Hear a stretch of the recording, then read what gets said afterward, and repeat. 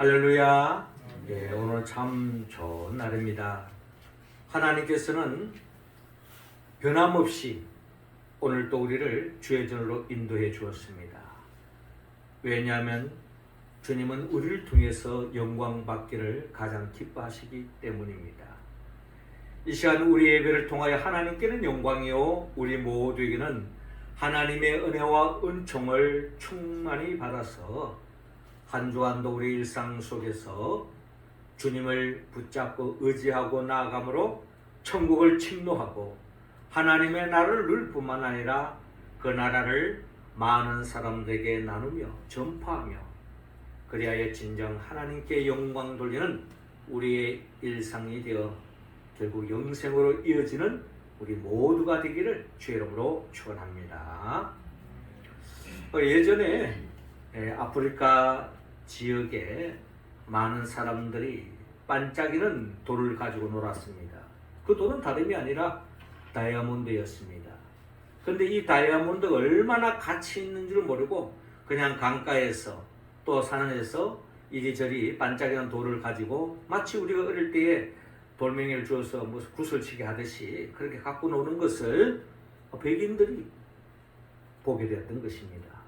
그 값진 그 다이아몬드를 그냥 가지고 공기치기 하고 갖고 노는 그런 모습을 보면서 백인들이 다가서 맛있는 사탕을 주면서 바꾸자고 했습니다. 먼저 맛을 보라는 거죠. 아닌 게 아니라 이 흑인들이 이 사탕을 맛을 보니까 먹어보지도 못한 아주 달콤한 그 사탕이 너무 맛있는 겁니다. 그래서 이 백인들이 이 반짝이는 이 돌멩이를 가져오면 내가 사탕을 주겠다, 바꾸자 이러는 거예요. 그래서 많은 흑인들이 그 다이아몬드, 그 값진 다이아몬드가 얼마나 값진 것도 모르고 이 사탕 하나에 바꿔 먹었다는 그런 이야기가 있습니다. 진정 다이아몬드의 그 가치를 모르는 사람은 그냥 입에 달콤한 그 사탕 하나만큼 못하다는 겁니다. 그래서 그 사탕 하나에 그 값진 다이아몬드를 팔아 먹었다는 이야기가 있습니다. 우리가 성경에도 보면은 에스가 하나님이 주시는 그 장자의 축복권을 팔쪽 한 그릇에 팔아먹는 그런 이야기도 있지 않습니까? 자, 그렇게 본다면 정말 값진 것을 알지 못하는 그 사람은 그 작은 것으로 바꾸는 그런 어리석음에 빠질 수 있다는 겁니다. 복음도 마찬가지입니다. 우리가 복음을 모르면은 그 복음의 그 가치를 모르면은 우리는 마치 다이아몬드를 팔아서 사탕을 사먹는 그 어리석은 사람들처럼 복음이신 예수를 알지 못하는 사람들은 결국 세상의 그 무엇을 쫓아가다가 결국 주님을 저버리고 세상을 쫓아간다는 겁니다. 죄와 세상과 육성에 빠진 사람들의 특징이라는 겁니다. 주님의 진정한 가치를 모르기 때문에 결국 주님을 따라가지 않고 세상을 쫓아가는 어리석은 사람이 많이 있습니다.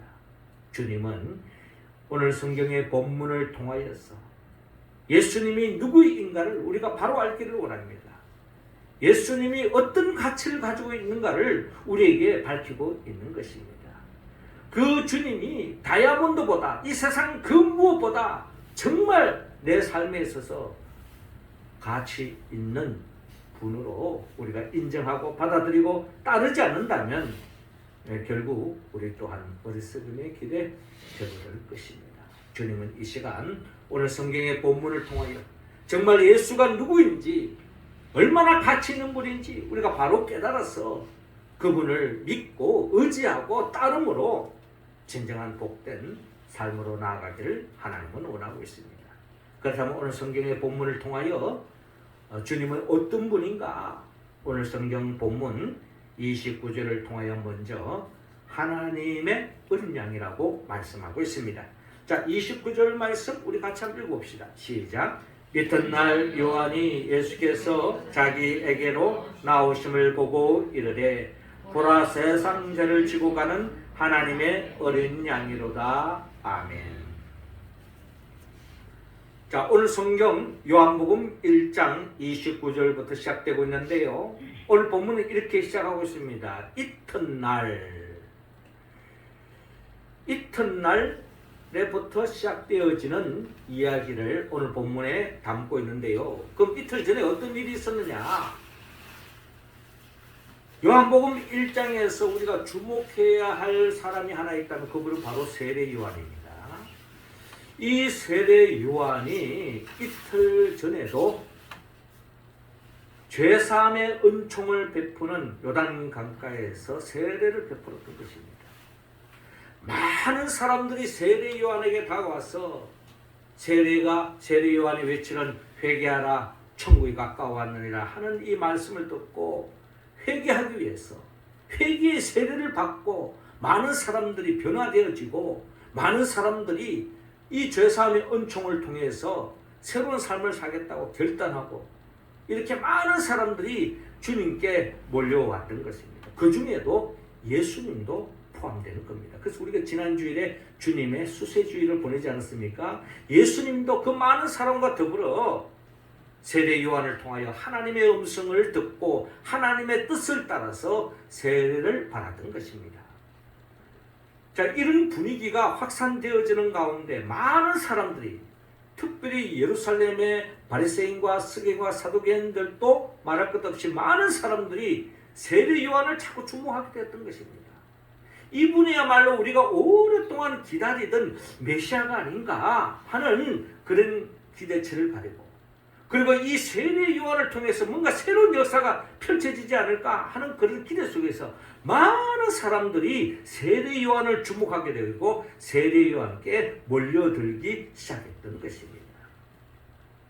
그러는 가운데 세례 요한이 한결같이 하는 말, 나는 별 볼로 없는 사람이다, 나는 아무것도 아니다 하면서 그는 오직 오시는 주님의 길을 준비하는 자로서의 사명을 감당했던 세례 요한을 우리가 볼 수가 있는데, 자, 이런 세례 요한이 이튿날 세례 요한이 예수께서 자기에게로 나오심을 보고 이르되, 그러니까 예수님이 세례 요한에게 다가오는 거예요. 그때에 세례 요한이 그 예수님을 향하여 뭐라고 말하는 거 아니? 보라, 세상 죄를 지고 가는 하나님의 어린 양이로다 라고 많은 사람들이 보는 앞에서 주님을 주목하고 주님을 향해서 세상 죄를 지고 가는 하나님의 어린 양이로다 라고 그렇게 증거하고 있는 세례 요한을 우리가 볼 수가 있습니다. 하나님은 오늘 이 세례 요한의 말을 통해서 하나님은 우리에게 말씀합니다. 예수님은 세상 죄를 지고 가는 하나님의 어린 양이다 라고 우리는 본문을 통하여 하나님의 음성을 들을 수가 있습니다. 세상 죄를 지고 가는 하나님의 어린 양, 우리가 성경에 하나님의 그 어린 양에 대해서 먼저 우리가 헤아릴 수 있는 것은 우리가 출애굽기에 이스라엘 백성들의 출애굽을 하기 전에 애굽 땅에 하나님의 심판에 10가지 재앙이 임했죠. 왜 하나님이 애굽 땅에 10가지 재앙 심판이 내려졌습니까? 그것은 바로 이 애굽 땅에 하나님 보시기에 죄로 가득했기 때문입니다. 바로를 비롯하여 이스라엘 백성들을 하나님의 뜻에 따라서 백성들을 출애굽시켜주지 않는 것입니다. 결국에는 하나님의 뜻을 거역하고 대적하는 이 바로를 비롯한 이 애굽 땅에 10가지 재앙이 임해지는데, 이 10가지 재앙을 통해서 하나님의 애굽 땅을 심판하시는데 그 심판에서 벗어날 수 있는 유일한 길이 하나 있다면 어린 양에 잡아서 그 피를 문설주에 바르면은 이 하나님의 심판으로부터 벗어날 수 있다는 겁니다. 그래서 이스라엘 백성들이 하나님의 말씀에 순종하여서 어린 양을 잡아 그 피를 문설주에 발랐더니 10번째 재앙, 모든 애굽 땅의 장자들의 죽음의 자리에서 벗어나는 하나님의 구원을 맛보는 역사를 우리는 출애굽기를 통해서 잘 알 수가 있는 것입니다. 어린 양의 피가 없었더라면 애굽 땅에 거주했던 이스라엘 백성들의 장자들도 죽음에서 아마 벗어날 수 없었을 것입니다. 이처럼 어린 양의 그 피를 통해서 이스라엘 백성들은 구원을 맛보게 되고, 이를 근거로 인해서 출애굽의 여정이 시작되어졌다는 것을 우리가 잘 알 수가 있습니다. 자, 이 역사, 이 어린 양의 그 피를 통한 그 구원을 이사야 선지자는 이사야 53장을 통하여 하나님의 어린 양에 대한 장차 오실 예수님에 대한 예표로서 이사야 선지자는 이렇게 예언하고 있습니다.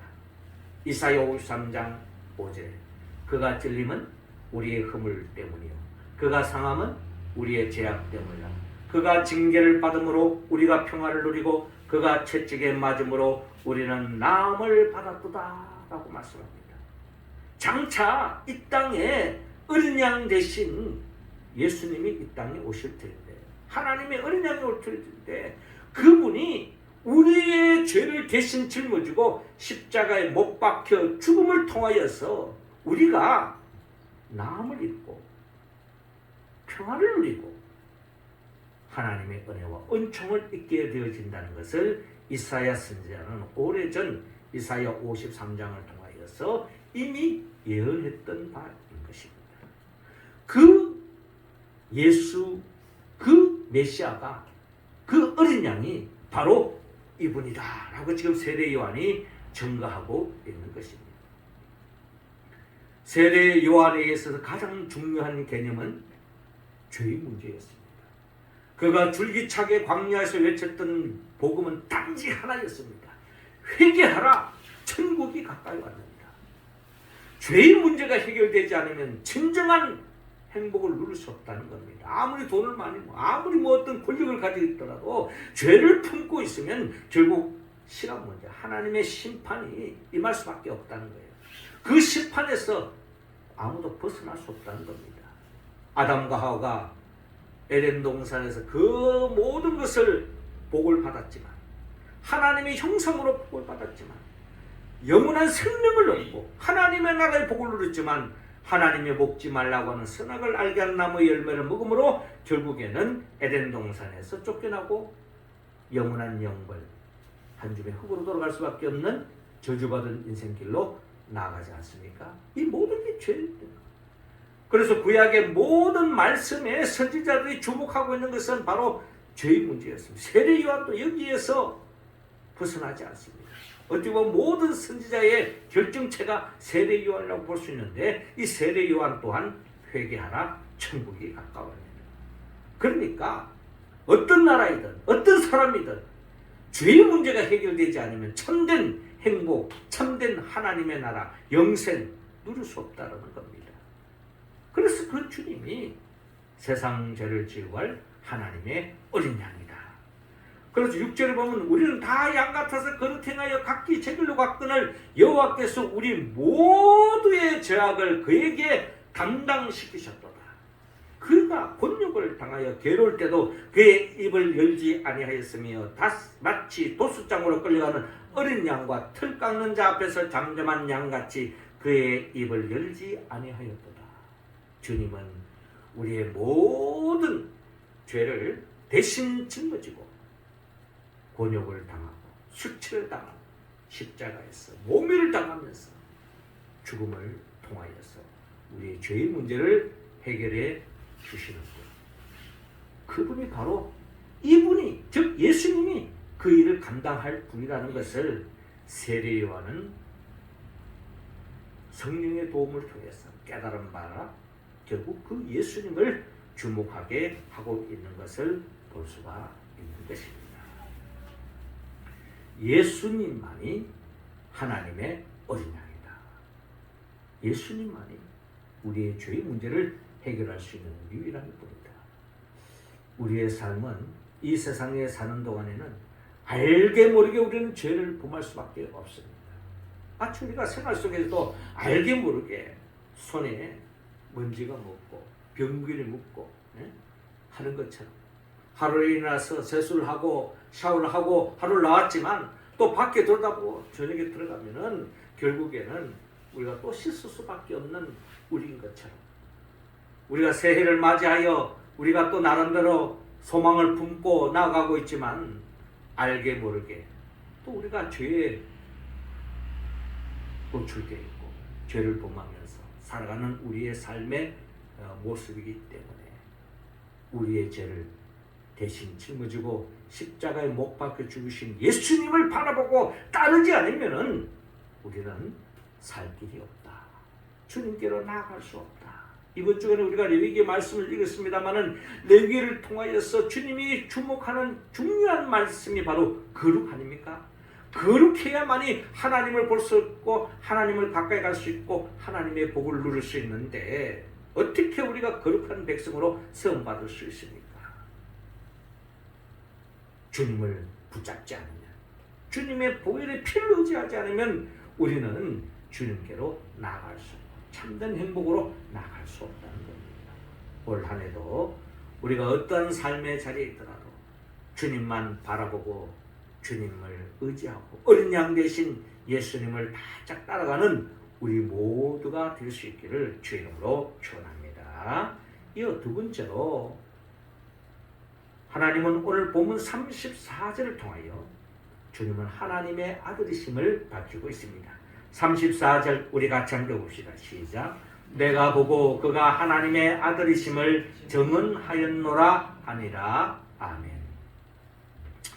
자, 이어지는 본문 말씀 33절에 보니까 나도 그를 알지 못하였으나 나를 보내어 물로 세례를 베풀라 하신 그이가 나에게 말씀하시되 성령이 내려서 누구 위에든지 머무는 것을 보거든 그가 곧 성령으로 세례를 베푸는 이인 줄 알라 하셨기에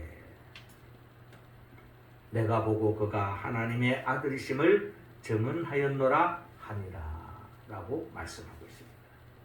자, 그러니까 우리가 잘 알죠. 지난주에 예수님께서 세례요한에게 다가서 세례요한에게 받기를 원치 않습니까? 그때 세례요한은 뭐라고 말했습니까? 아니 주님이 저에게 세례를 베풀어요. 제가 무슨 주님 앞에 세례를 베푸겠습니까? 이런 식으로 사양을 했습니다. 그때 주님께서 세례요한에게 합력하여 선을 이루기를 원했고 세례를 베푸라고 말씀하셨고 결국 우리 믿음의 사람들 또한 세례를 받아야 되고 세례 교회로 나가기 위해서 세례를 베푸라고 말씀합니다. 결국 세례 요한은 주님으로부터 세례를 자신이 받아야 될 사람임에도 불구하고 주님의 명령에 순종하는 마음으로 세례를 베풀었죠. 그 세례를 베풀기 전에 주님이 하신 말씀이 있습니다. 그게 바로 뭐냐면은 성령이 내려서 누구 위에든지 머무는 것을 보거든 그가 곧 성령으로 세례를 베푸는 이인 줄 알라 하셨기에 그러니까 세례 요한이 아닌 게 아니라 예수님은 세례를 주고 났더니 예수님의 세례를 받고 우리가 그때 당시에는 침례죠. 물이 오를 때 하늘이 열리면서 하늘에서 성령이 비둘같이 임하면서 하늘의 음성이 들려왔잖아요. 이는 내 사랑하는 아들이요 내 기뻐하는 자다 하는 하늘의 음성이 들려왔습니다. 한마디로 그 음성과 함께 성령이 비둘같이 임하는 것을 세례 요한은 목격했다는 겁니다. 보았다는 겁니다. 아, 이분이야말로 세상죄를 지고 하는 하나님의 어린 양일 뿐만 아니라 이분이 바로 하나님의 아들이구나 라는 것을 세례 요한은 깨닫게 되었고 이를 통해서 주님은 사람들에게 이분이 세상죄를 지고 하는 하나님의 어린 양일 뿐만 아니라 하나님의 아들이다 라고 세례 요한은 증언하고 있는 것을 오늘 우리 본문을 통하여 헤아려 볼 수가 있습니다. 그렇습니다. 우리 주님은 하나님의 어린 양일 뿐만 아니라 하나님의 아들이시다 라는 것입니다. 하나님의 아들이심을 증거하게 된 계기는 바로 성령이 임했다는 겁니다. 세례를 받을 때. 그리고 또한 세례 요한은 이분이 바로 성령으로 세례를 베푸실이라는 것을 세례 요한은 확신하게 됐습니다. 세례 요한은요, 물로서 세례를 베푸는 사람이었습니다. 물로서 세례를 베푸는 사람이에요. 근데 이분은 성령으로 세례를 베푸실 분이라는 거예요. 그렇기 때문에 이분은 하나님의 아들이라고 증거하고 있는 겁니다. 자신은 성령으로 세례를 베풀 수 있는 능력이 없는 분입니다. 왜? 인간이기 때문에. 그래서 자기 자신은 물로서 세례를 베푸고 있는데, 물로서 세례를 베푸는 것에 대한 한계를 세례 요한은 알았던 것입니다. 왜 그렇습니까? 여러분, 우리도 다 이미 세례를 받지 않았습니까? 세례를 받을 때 우리의 결단은 뭡니까? 나는 이제 세례를 받고부터 이제부터는 내 중심으로 살지 않고 하나님 중심으로 살겠습니다 라고 우리가 그런 결단으로 세례 교인이 되지 않았습니까? 그런데 시간이 지나면 어떻습니까? 어느덧 주님은 온데간데 없고 내가 주인이 되어 있는 내 모습, 내 삶의 여정을 보게 되어지는 겁니다. 그렇기 때문에 이스라엘 백성들은 끊임없이 회개해야 할 수밖에 없는 그런 한계를 세례 요한은 보게 되었던 것입니다. 자기가 아무리 물로 세례를 준다 할지라도 원초적인 근원적인 죄의 문제는 해결되지 않는다는 것을 세례 요한은 알았기 때문입니다. 그렇기 때문에 근원적인 이 죄의 문제를 해결할 수 있는 분은 오직 성령으로 세례를 베푸시는 이야말로 그분을 통해서야만이 진정한 죄의 문제가 근원적으로 해결될 수 있다는 것을 깨달았기 때문에 세례 요한은 나는 그의 신들매를 풀기에도 감당치 못하겠다라고 표현할 정도로 주님을 주목하고 주님을 높이고 있는 세례 요한을 우리는 바라볼 수가 있습니다. 그렇습니다. 우리는 물로 세례를 받는 것으로 머무르서는 안 됩니다. 더 나아가 성령으로 세례를 받아야 하는 것입니다. 성령으로 세례를 베푸시는 주님을 바라보고 의지할 때에 우리는 진정 성령으로 세례를 받을 수 있다라는 겁니다. 성령으로 세례를 베푸시는 이는 일찍이 이사야 선지자가 예언했던 대로 누가복음 4장 18절에 누가복음은 이사야 선지자의 예언을 인용해서 주님에 대해 주님의 말씀을 예수님이 이사야 선지자가 예언했던 말씀을 그대로 인용하여 주님이 말씀합니다.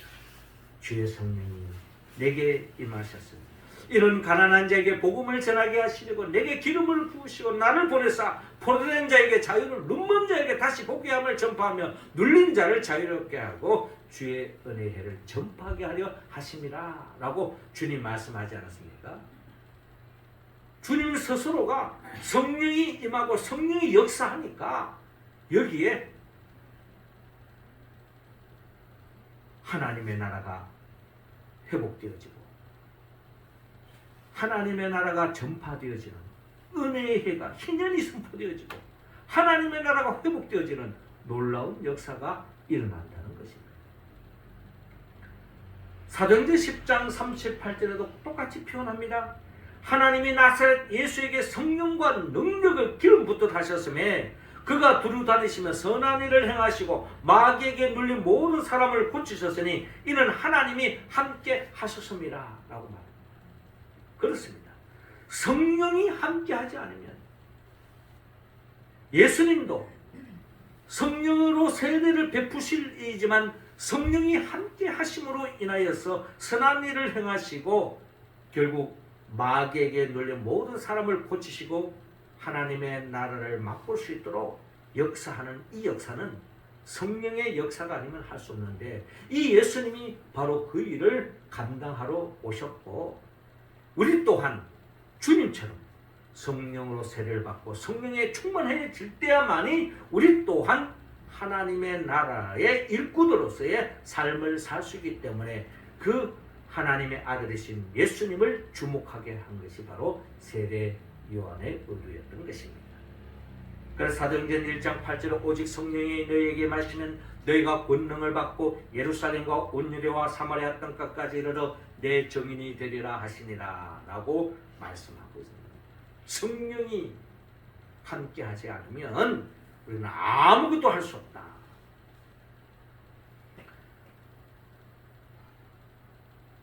성령은 성령의 세례를 베푸시는 이로 말미암아, 즉 하나님의 아들이신 예수님을 통해서야만이 우리는 성령을 받을 수 있다. 하나님은 예수 그리스도를 통해서, 하나님의 아들 예수 그리스도를 통해서 우리에게 성령을 베풀어 주신다. 그 성령을 받아야만이 진정 하나님의 자녀답게 살 수 있고 다시 죄의 굴레에 빠지지 않고 진정한 하나님이 기뻐하는 인생길 살 수 있다는 것을 우리에게 말씀하고 있는 것입니다. 우리 모두는 하나님의 아들로서 성령으로 세례를 베푸실 그 주님을 바라보고 의지하고 그 주님께 매달려서 성령 충만함을 허락해 달라고 기도하면서 매일매일 나아갈 때에 우리는 진정 2026년도 축복의 한 해가 될 줄로 믿으시기 바랍니다. 성령의 인도함을 받을 때, 성령의 충만함을 받을 때 진정한 이 험난한 세상 어떤 환경이 전개된다 할지라도 주 안에서 승리할 줄로 믿습니다. 그 복을 우리 모두가 누릴 수 있기를 주님으로 축원합니다. 마지막 세 번째로 오늘 성경의 본문을 통하여 주님은 누구인가? 오늘 본문 41절을 통하여 주님은 메시아이심을 밝히고 있습니다. 41절 우리 같이 읽겠습니다. 시작. 그가 먼저 자기의 형제 시몬을 찾아 말하되 우리가 메시아를 만났다 하고, 메시아를 번역하면 그리스도라. 아멘. 자, 이어지는 본문 35절에 또 이튿날, 자, 이런 세례 요한의 증거가 지나고 난 뒤에 이틀이 또 지났어요. 이튿날 요한이, 즉 세례 요한이 자기 제자 중 두 사람과 함께 섰다가, 이틀이 지난 후에 세례 요한에 따르는 많은 제자들이 있었어요. 그 중에 마침 두 제자와 함께 서 있는데 그때 또 마침 예수님이 지나가는 거예요. 그때 또한 세례 요한이 지난번에 한 말처럼 똑같이 말씀합니다. 보라, 하나님의 어린 양이로다 라고 또다시 증거하고 있는 것입니다. 자, 이렇게 계속 세례 요한은 광야에 외치는 자의 수로서 오시는 주님의 길을 예배했던 자로서 주님께로 어떻게 하든지 한 사람이라도 더 주님을 주목하게 하고 주님을 바라보게 하고 주님을 따라가도록 주님을 계속 증거하고 있는 세례 요한의 모습을 볼 수가 있습니다. 이는 성령의 역사를 통해서 이루어진 거죠. 결국 하나님은 예수님을 바라보고 주목하고 주님을 따르기를 원했던 것입니다. 자, 이 세례 요한의 이 증거를 통하여 하나님의 뜻을 깨달았던 세례 요한의 두 명의 제자가 오늘 37절에 두 제자가 그의 말을 듣고 예수를 따르거늘, 주님을 따르고 있는 세례 요한의 두 제자를 볼 수가 있습니다. 38절에 예수께서 돌이켜 그 따르는 것을 보고 물어 이르되 무엇을 구하느냐?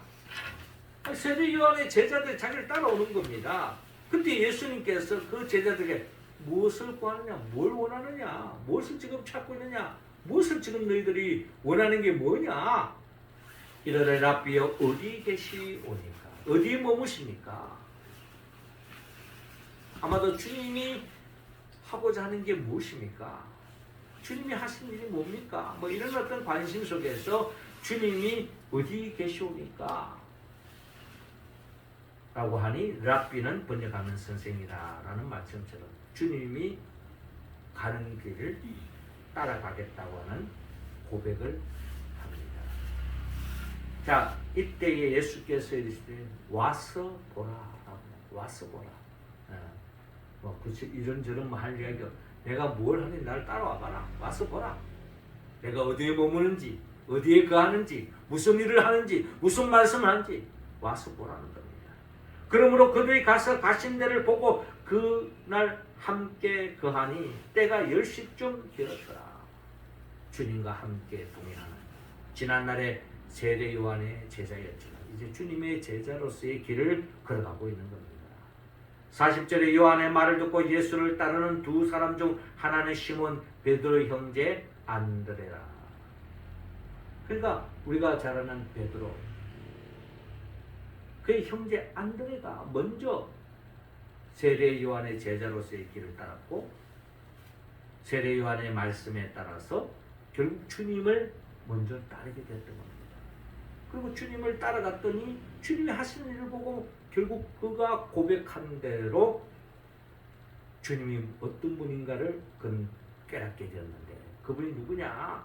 오늘 본문 41절에 그가 먼저 자기 형제 시몬을 찾아 말하되 우리가 메시아를 만났다. 우리가 메시아를 만났다. 이거는 정말 단순한 이야기가 아닙니다. 감격적인 이야기예요. 내 생애의 메시아를 만난다. 구세주를 만난다. 그리스도를 만난다. 최고의 복을 받은 인생이죠.